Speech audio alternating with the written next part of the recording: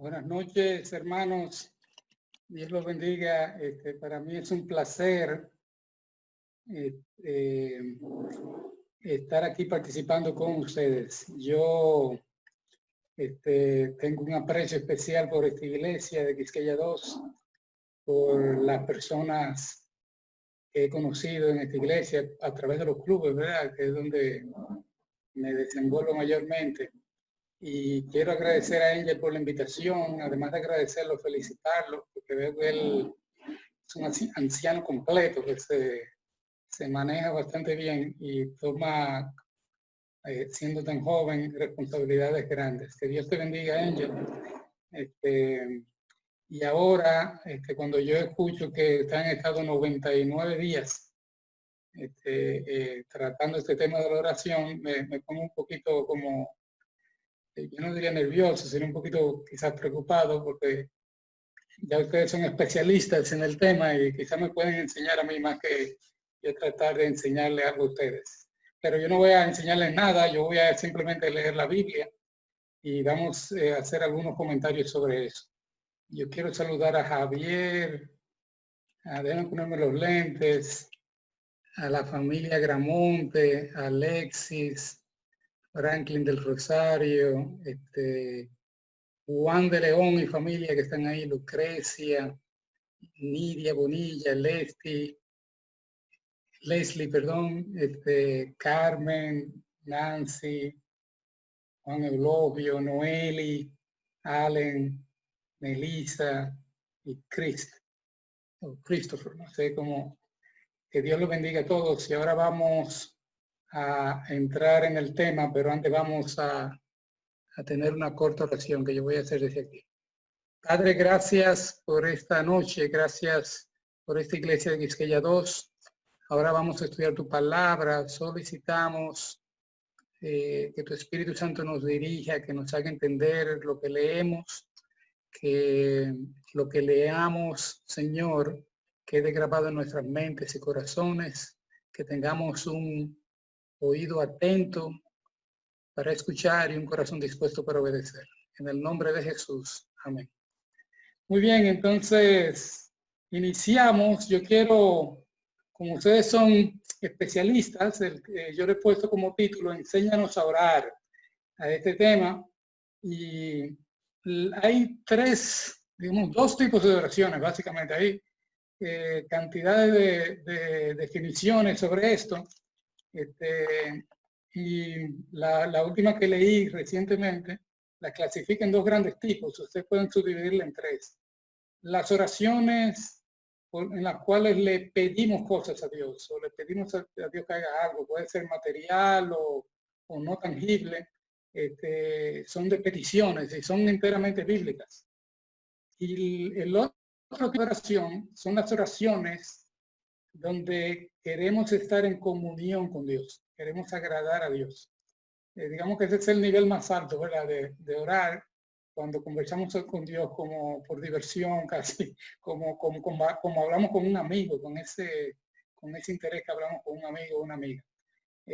Dentro de las oraciones que hacemos a Dios pidiéndole cosas, y es enteramente bíblico, no tiene nada de malo orar por cosas específicas. Y de hecho vamos a hablar de eso hoy. Dios a veces nos permite, porque todo viene a través del Espíritu Santo, que oremos intercediendo por otra persona, por una necesidad que tiene otra persona, de salud, de una necesidad espiritual, y que podríamos tener un tercer tipo. Pero básicamente esas son las oraciones. Ahora, Jesús en Lucas 11:1 dice que un día se fue al desierto, a un cierto lugar, perdón, para orar. Y cuando terminó, los discípulos estaban observando a Jesús. Se saben que Jesús oraba largo, ¿verdad? Uno de los discípulos se acercó y le pidió: Señor, enséñanos a orar, así como Juan el Bautista enseñó a sus seguidores. Y miren, Jesús tenía una petición directa. Los discípulos habían observado a los discípulos de Juan el Bautista, y en varias ocasiones hacían referencia a ellos, cuando que bautizaban, que hacían esto. Y una de las cosas que ellos hacían era orar. Y entonces quien le enseñó a orar fue Juan el Bautista, y ahora los discípulos vienen donde Jesús para que le enseñe a orar. Ahora miren, Jesús no le dio una cátedra de oración. Jesús no le dio un taller de oración, no le hizo una presentación en PowerPoint de oración, no le pasó un video de oración, no le dio una clase de todo un semestre, un seminario teológico de la oración. Jesús le enseñó primero algunos principios que deberían tener en cuenta para orar, y luego le dio como ejemplo el Padre Nuestro. Y entonces en el versículo siguiente, en el versículo 7, no es el siguiente del que le dice, cuando ustedes oren, no usen muchas palabras como las que no conocen verdaderamente a Dios. ¿Alguien me puede leer ese versículo, por favor, para yo sentirme que no estoy solo aquí? Si hay alguien, un voluntario, por favor, que el anfitrión le permita poner los micrófonos. Alguien que me esté escuchando, por favor, anfitrión.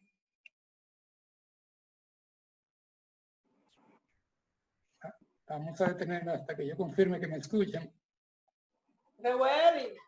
¿Alguien puede leer el versículo? Cuando ustedes oren, no usen muchas palabras, como hacen los que no conocen verdaderamente a Dios. Ellos creen que porque hablan mucho, Dios les va a hacer más caso. Sí. Yo he usado aquí la traducción del lenguaje actual.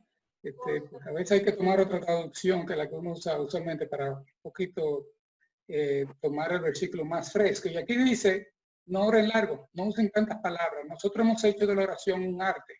Casi hay personas que son especialistas orando y nos gusta cómo oran.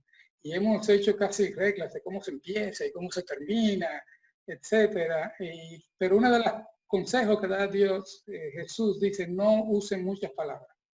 Y dice, no usen vanas repeticiones como los gentiles, que piensan que por su palabrería serán oídos. No sé si hay hermanos católicos aquí, eso no suele ser el caso, pero a veces pasa que tenemos algunos invitados que son católicos. Esta es la razón, una de las razones por las cuales no oramos así repetidamente una oración como esas que oran nuestros hermanos católicos, con mucha fe, por supuesto. Y entonces yo quiero contarle de mi experiencia, de cómo yo aprendí a orar. Cuando yo era niño, mis padres, aquí en mi casa nadie me hablaba de religión. En mi casa se hablaba más bien de política, de socialismo, porque eran tiempos bien especiales, había mucha represión. Mis padres estaban vinculados a movimientos de ese tipo, por ahí vienen los nombres de Raúl y Fidel, ¿verdad? Y entonces no nos enseñaban religión. Sin embargo, en la escuela donde hicimos la escuela primaria, tercero hasta al octavo, nos enseñaron el catecismo católico, el credo católico, y durante varias semanas nos estuvieron enseñando eso, y llegó el día de la primera comunión. Yo quiero enseñar una foto de ese día. No sé si hay alguien aquí que se atreva a adivinar cuál es Raúl y cuál es Fidel. Levanten la mano los que creen que Raúl está a la derecha. No, eso es una broma, no tienen que hacer eso, pero si se fijan, hasta yo me da trabajo saber quién es quién es. Y entonces yo recuerdo que previo a hacer la primera comunión, no sé si conocen la iglesia Santísima Trinidad, que queda por la Lincoln, casi esquina 27, entrando por una calle que se llama así también, no, se llama Seminario, creo que la calle. Y entonces, ahí hay una iglesia católica, y nos llevaron previamente, 2 o 3 días antes de la primera comunión, para hacer la primera confesión a un padre, a un cura. Y entonces, cuando yo llego al confesionario, yo ni sabía que le iba a decir, porque yo era un niño, imagínense que los niños no tienen esa conciencia del pecado tan desarrollada. Y entonces el padre me dijo, pero piensen algo. Yo le dije cualquier cosa, no me acuerdo bien, que yo le quité unos soldaditos a un amiguito, los soldaditos eran míos, pero yo no tenía otra cosa que decir. Y entonces me dijo, no te preocupes, hijo, tú vas y rezas ahora 20 Padre Nuestro y 30 Ave María. Y yo empecé, ¿alguien sabe el Ave María? El Padre Nuestro se lo saben. Ave María, llena eres de gracia. Yo repetí eso 30 veces. Y hice 20 veces el Padre Nuestro. Y así fue que yo aprendí a orar. Y entonces me enseñaron a orarle al niñito Jesús. Y yo no decía Padre que está en el cielo, yo decía niñito Jesús. Yo siempre oraba, no sé por qué, parece que en algún momento me explicaron que era así. Y yo lo oraba al niñito Jesús. Y el niñito Jesús era quien yo entendía que escuchaba mis oraciones. Ahora, ¿saben ustedes por qué yo oraba? ¿Por qué yo oraba? Yo oraba, miren lo que yo le pedí a Dios. Niñito Jesús, te ruego por lo que más quiera que ganen los Leones del Escogido. Yo oraba por eso, porque yo era fanático del Escogido. Aquí hay escogidistas, déjame ver si yo hasta por los nombres reconozco un escogidista. Yo creo que el papá de Ángel es escogidista. Bueno, es una broma, pero a veces le pego. Entonces, yo oraba para que ganara el Escogido. Pero ¿saben algo? El Escogido siempre perdía. El Escogido siempre perdía. Y entonces yo oraba y había dos problemas con eso. El primero era que toda mi familia era liceísta. Mi papá era liceísta, mi hermano gemelo era liceísta, mi hermano menor era liceísta, todos mis tíos eran liceístas, todos mis primos eran liceístas. Entonces, cuando el Licey le ganaba al Escogido, a pesar de yo orar para ganar el Escogido, yo lloraba mucho. Entonces me relajaban, me daban cuerda, como dice el dominicano. Entonces ahí era que, y yo le decía, pero Dios, yo te pedí que ganara el Escogido. Y entonces por más que lloraba, el Escogido perdía. Yo era la oveja roja de la familia. Y yo quiero hacer una pregunta. Yo quiero hacer una pregunta y necesito que alguien conteste, por favor, quizás 2 o 3 personas. ¿Contestaría Dios una oración así, de este tipo? Yo voy a preguntarle a persona específica para que sea menos tímido. Yo le voy a preguntar a empezar, ¿dónde está Juan de León? Sí, estoy aquí. Sí, dígame, ¿usted cree que Dios contestaría una oración así, como la que yo hacía?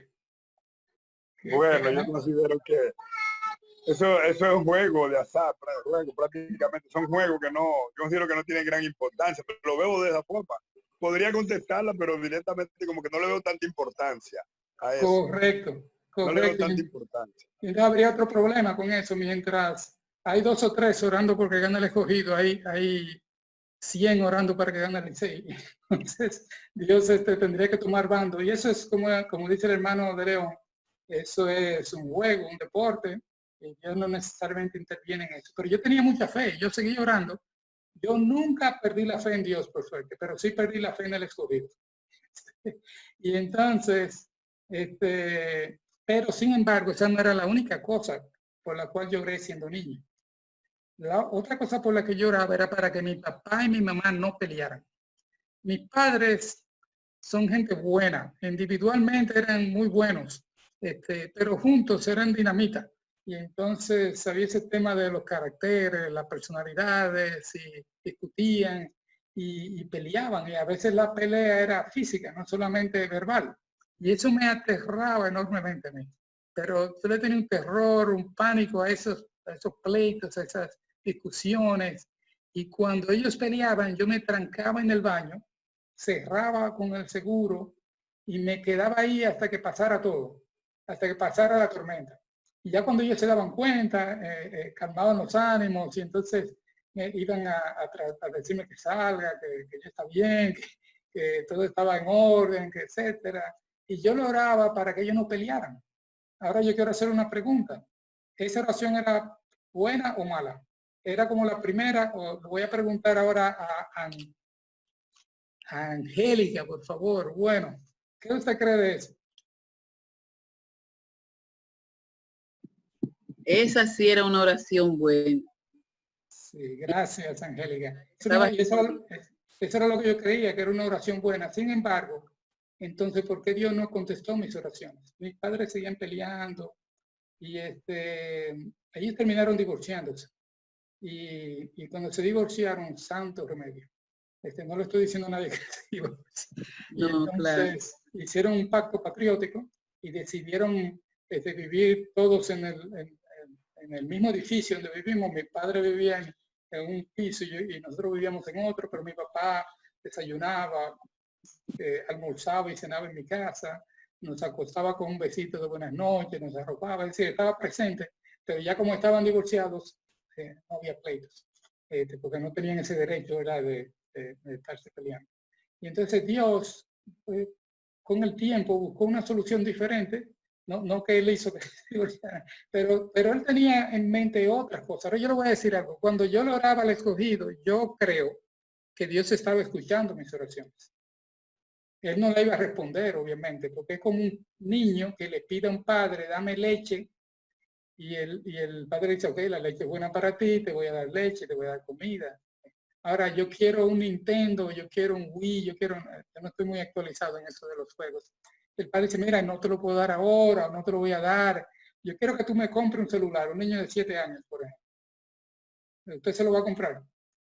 Probablemente sí, pero quizá le dice, no, yo te lo puedo dar eso después, cuando tú cumplas tantos años. Entonces, de igual manera, Dios no va a responder todas las oraciones que nosotros, sí, todas las peticiones, todas las cosas que le pedimos. A veces pensamos que la oración es como tomar un carrito del supermercado y llenarlo. Dame esto, dame aquello. Pero Dios no nos va a dar siempre lo que le pedimos, así como un padre no le da al niño, a veces es una cosa buena. Por ejemplo, yo tengo un sobrinito que algunos de los que están aquí conocen, que se llama Matthew, y él come mucho, y cuando él quiere comida, y dice, yo quiero comer, la mamá dice, no, no puedes comer ahora, porque ya desayunaste hace un ratito. Entonces, aún las cosas buenas como el alimento, el padre o la madre tiene que decirle, mira, ahora no, y así es que funciona Dios con nuestras oraciones. Yo ahora quiero contarles, narrarles o no sería reactuar, pero revivir la historia narrada en Juan 2 de las bodas de Caná. Yo sé que todos hemos estado en bodas de muchos tipos. Yo estuve y varios de ustedes estuvieron en la boda de Noel y de Allen, que andan por ahí. Una boda muy bonita, por cierto. Yo he estado en bodas donde no todo ha salido bien, he estado en bodas que se han retrasado hasta 4 horas. Y bueno, en esta boda ya todos tenemos experiencia de lo que significa una boda, así que podemos entender un poquito la historia. Y ahora yo quiero que me ayude a leer, no sé si Milka Tatis está pendiente, Lucrecia, Ramón Mejía. Bueno, ese es el pastor Ramón Mejía, mi amigo, a quien le tengo mucho aprecio, respeto y admiración. Yo le voy a pedir, si él está ahí o está alguien de la familia, que me lea estos versículos.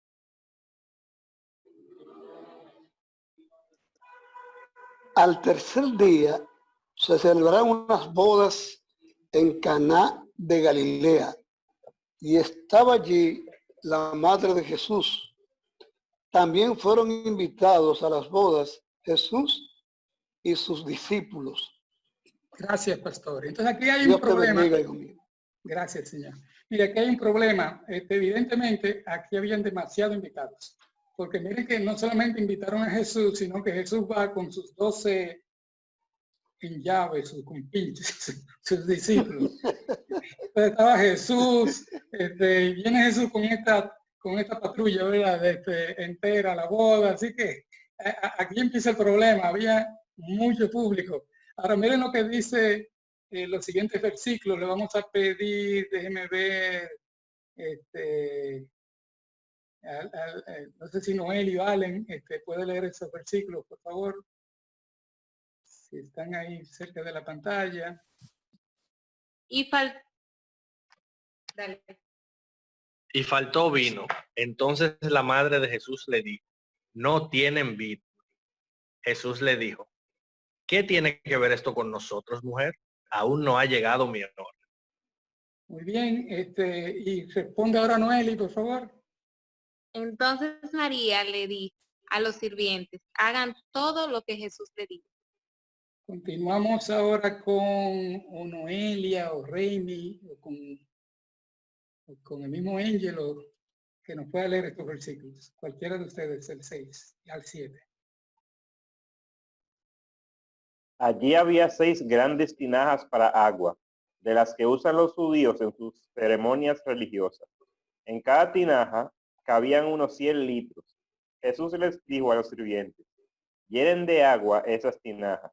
Los sirvientes llenaron las tinajas hasta el borde. Tú puedes seguir leyendo ahí, por favor.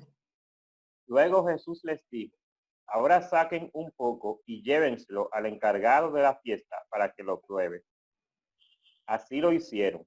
El encargado de la fiesta probó el agua que había sido convertida en vino y se sorprendió, porque no sabía de dónde había salido ese vino.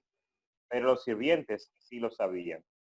Enseguida, el encargado de la fiesta llamó al novio. Y entonces yo leo aquí, dice, y dijo, siempre se sirve el primero, el mejor vino, y luego ya los invitados han bebido bastante, se sirve el vino corriente. Tú, en cambio, has dejado el mejor vino para el final. Es una práctica que todavía se sigue, eso lo hacen con en los lugares donde hay bares también, le ponen el clerén al final, donde la gente ni distingue qué es lo que está bebiendo. Y dice el versículo 11 que Jesús hizo esta primera señal en Caná de Galilea y así empezó a mostrar el gran poder que tenía y los discípulos creyeron en él. Miren, este pasaje es un poquito difícil para los adventistas. Difícil en un sentido porque está el tema de beber vino. Pero hoy yo no quiero hablar absolutamente de ese tema. Nosotros no bebemos vino. Lo que más nos acercamos es al jugo de la vida, de uva. Y el otro tema que puede preocupar a algunos adventistas para explicar este pasaje es el tema de la madre de Jesús dándole órdenes de qué hacer. Y usted me puede decir, no, pero Jesús le dio un budget. Jesús le dijo que mujer que tengo contigo, o sea, no ha llegado mi hora. Sin embargo, Jesús termina haciendo lo que María le pidió. Y entonces pudiéramos tener un poquito de temor porque ahí vemos como a María como la intercesora. Y la Biblia no sabemos que no enseña eso. Pero yo no voy a hablar de ninguno de esos temas, ni del vino, ni de María. Yo quiero usarlo para el tema de la oración que ustedes han estado estudiando. Y usted me va a decir, bueno, ¿qué tiene que ver esta boda con la oración? No se ha hecho la primera oración ahí en lo que hemos leído, y yo le voy a decir 2 cosas que nos enseña este pasaje acerca de la oración. Miren, número 1, María vio el problema y lo presentó a Jesús. ¿Qué fue lo que hizo María? Si alguien me puede decir. María vio el problema y lo presentó a Jesús. Y él le dijo, mira, se acabó el vino. Y esa es una actitud que tenemos que entender y aplicar en nuestras oraciones. Hay momentos que podemos encontrar muchas aplicaciones de la vida donde se suceden los problemas y se presentan en la realidad. Miren, puede llegar el momento en que en nuestras vidas se acaba algo. Se puede acabar el dinero, así como se acabó el vino, se puede acabar el gas. Estoy diciendo una cosa que pasa. Se puede acabar la comida, se puede acabar el crédito, se acaba el tiempo de prepararse para un examen, se acaba la salud y a veces se acaba el amor entre esposos o novios. Yo me estaba actualizando con alguien, ¿verdad? Voy a omitir el nombre. ¿Cómo que dicen cuando una muchacha deja un muchacho? Dice que le dan un zumbón o que lo sueltan en banda. O sea, se acaba el amor, se acaban los sentimientos buenos. Y eso son cosas reales, así como se acabó ese vino en esa boda. Y ustedes saben lo que pasa cuando se acaba algo en la boda, la comida. Hay mucho ajetreo. Pero miren lo que dice la palabra de Dios. Y ahora yo le quiero pedir a uno de la familia Agramonte, el padre o la madre, si están ahí, no sé si están, que lea por favor este versículo.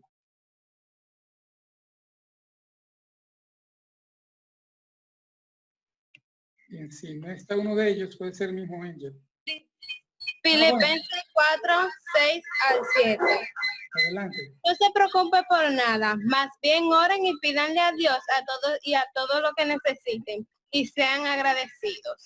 Así Dios le dará su paz, esa paz esa paz que la gente de este mundo no alcanza a comprender, pero protege al corazón y al entendimiento de los que ya son de Cristo. Muy bien, gracias. Entonces, ¿qué es lo que hizo María? María fue y le presentó el problema. Se acabó el vino. Un niño, imagínense un niño que tiene hambre. Va a ir donde el Padre con un palabrerío, como hacemos nosotros en la oración. Señor, tú que estás en el cielo, que mora entre querubines y serafines, que viviste en el lugar santo y pasaste al lugar santísimo, y que le diste a Moisés las tablas y empezamos a hacer empezamos a leer todo el currículum. Adiós. No, el niño dice al Padre, tengo hambre, tengo sed, tengo sueño. Así como hizo María, mira, se acabó el vino. Entonces aprendamos esto. Jesús por eso dice, también creo que Mateo 11, versículo, dice, vengan a mí todos los que están cargados y cansados, que yo les haré descansar. Dios nos puede quitar esos pesos, esas preocupaciones de cosas que nos suceden, si vamos como María y le presentamos el problema. Lección número 2. ¿Alguien la puede adivinar?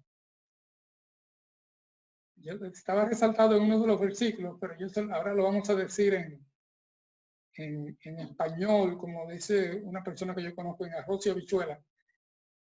¿Cuál es la lección número 2? Una vez que lo presentamos a Jesús, el problema, debemos hacer lo que dijo María. ¿Qué fue lo que dijo María? Hagan lo que él diga. Eso fue lo que le dijo a los discípulos. Después que le presentó el problema a Jesús, ella fue y le dijo a los discípulos, mira, hagan lo que él diga. Entonces, muchas veces nosotros le presentamos el problema a Jesús y nos quedamos rumiando con el problema. ¿Saben lo que es la rumiar, verdad? Las vacas, por ejemplo, tienen 4 estómagos. Y entonces comen la comida, la llevan al primer estómago, la sacan de vuelta, la vuelven a masticar, las mandan otra vez al segundo estómago y así van. Eso es lo que se llama rumiar. Entonces, a veces nos quedamos rumiando con el problema. En vez de hacer lo que hizo María, le presentó el problema a Jesús y se lo dejó a él. No siguió cargando con ese problema, porque ella no podía hacer nada.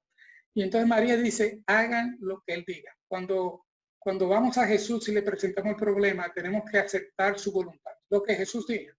Jesús podía decir, no voy a hacer ningún vino.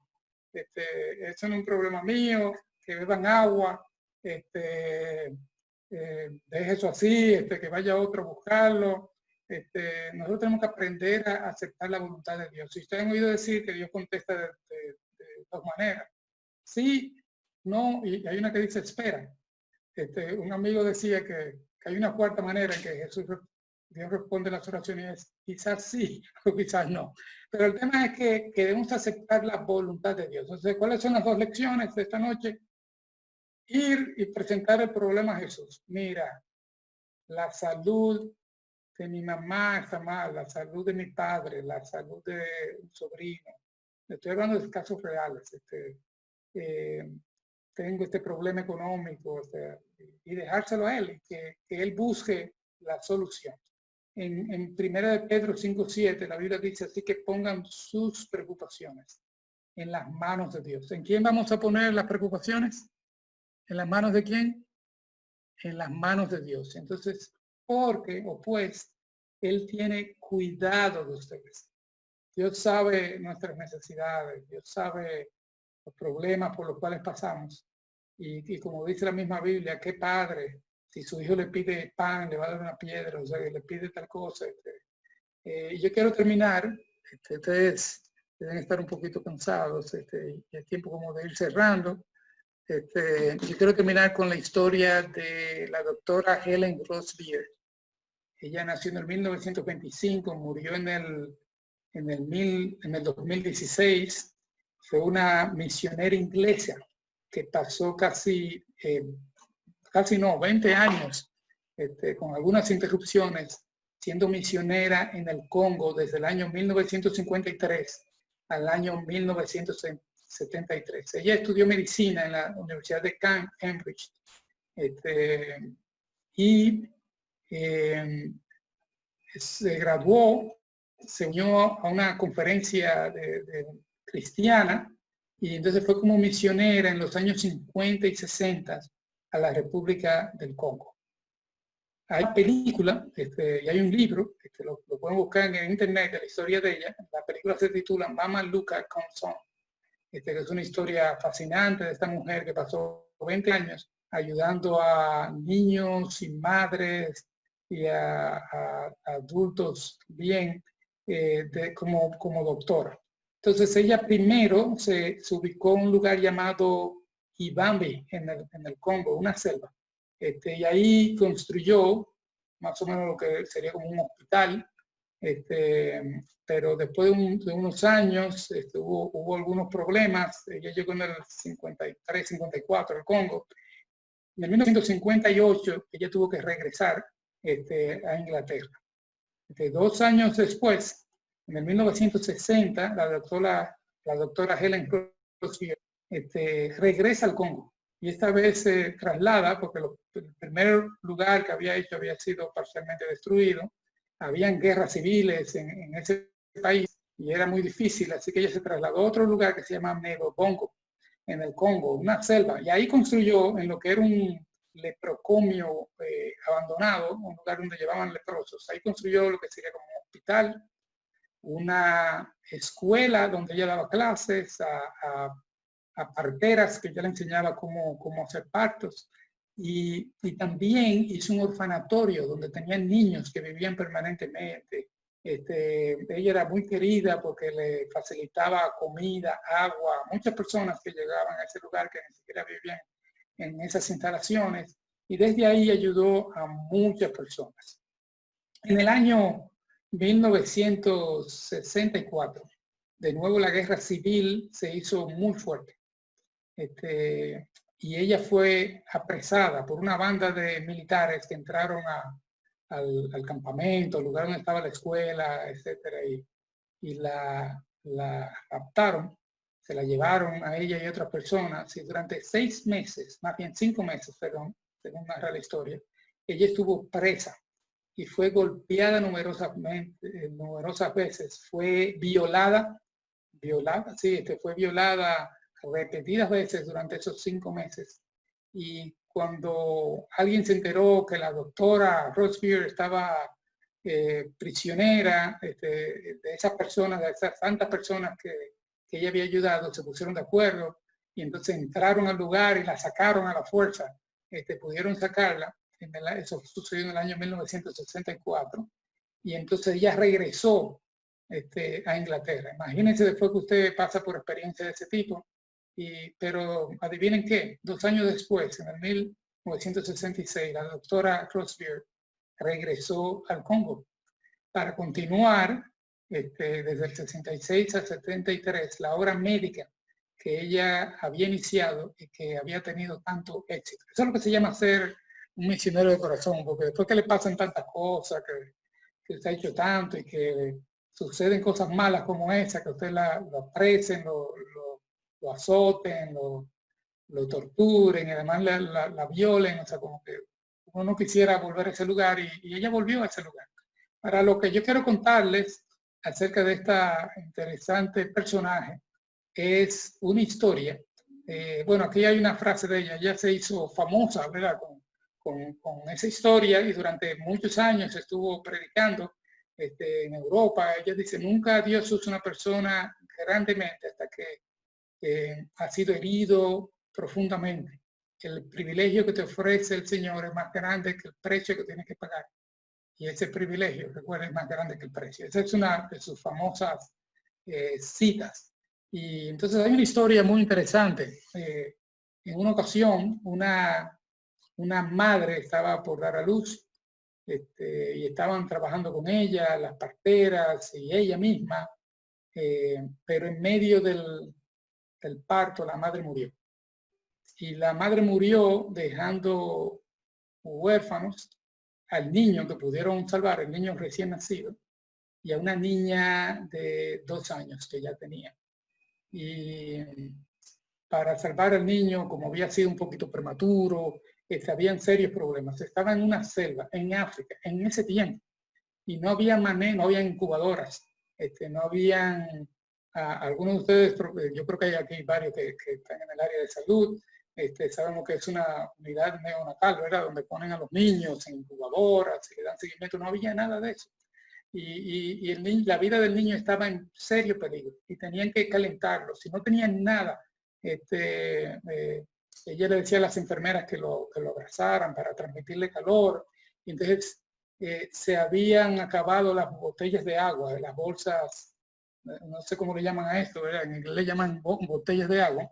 Entonces se ponen agua, se calienta y ese material lo mantiene caliente durante un tiempo. Mandaron a buscar una que le quedaba y de camino, ¿saben qué?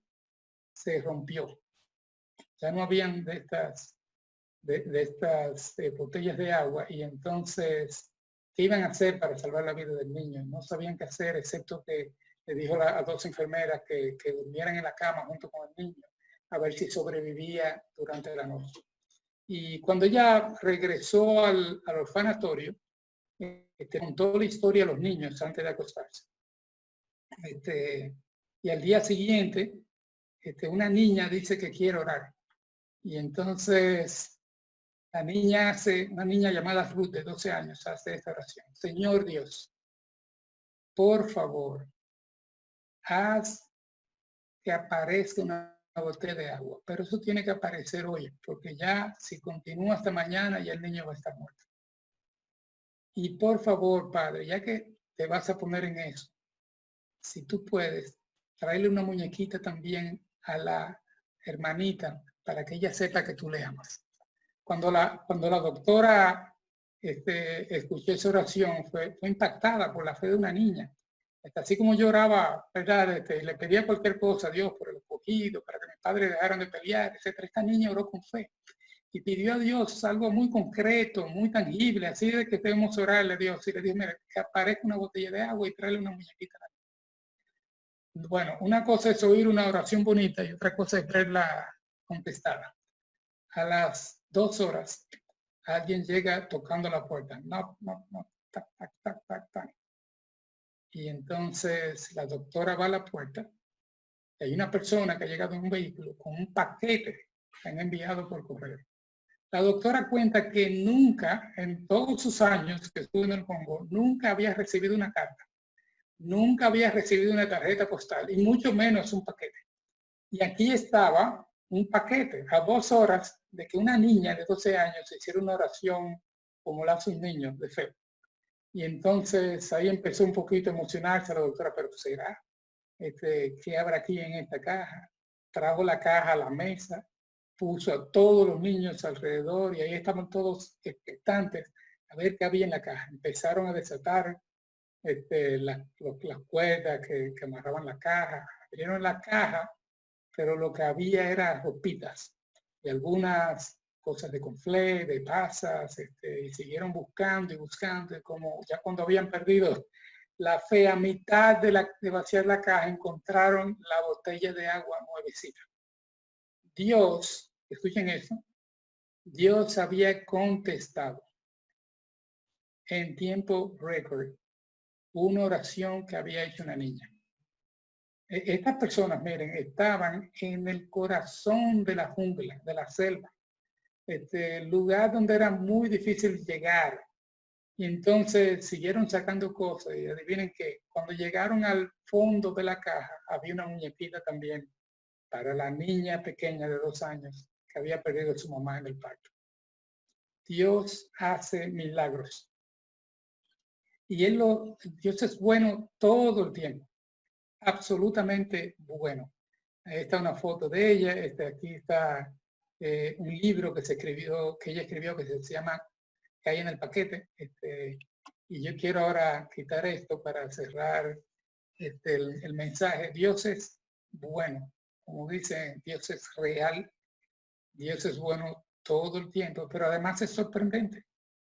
Porque fíjense que además no solamente la doctora no había recibido carta ni nada durante todos sus 20 años en el Congo, sino que cuando ella revisó el paquete había sido enviado 6 meses antes. Dios contestó una oración que todavía no había sido realizada. 6 meses antes. Dios respondió la oración de una niña de 12 años que oró con fe y que hizo como María, le presentó el problema. Mira, tenemos ese problema, el niño se va a morir si tú no haces nada. Y Dios no falla. Dios no nos abandona. Dios suple para nuestras necesidades. Dios se acerca. A Dios le importa lo que te está pasando. Dios te tiene cuidado de ti, le preocupa las cosas que te pasan. Y Dios puede responder tus oraciones. Que Dios te bendiga. Te mantén la fe en el Señor todo momento. No importa que las cosas se pongan difíciles, que se acabe lo que sea, que nos enfermemos, confíale todo eso a Dios, que Él tiene cuidado de ti. Que Dios los bendiga a todos. Amén. Sí, vamos a orar. Padre que estás en el cielo, te agradecemos, Señor, por esta noche. Quiero que bendigas a cada hermano de la iglesia de Quisqueya 2. Que bendiga a los que están presentes, Señor, también a los que no están presentes. Bendice al padre de Noel y al pastor Mesa. Bendice a cualquier otra persona que esté enferma de tu querida iglesia de Quisqueya 2.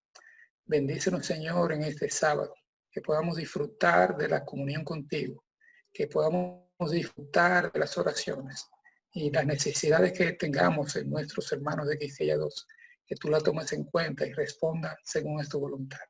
La presentamos ante ti con toda fe y confiando en tu poder y en tu amor. En el nombre de Jesús. Amén.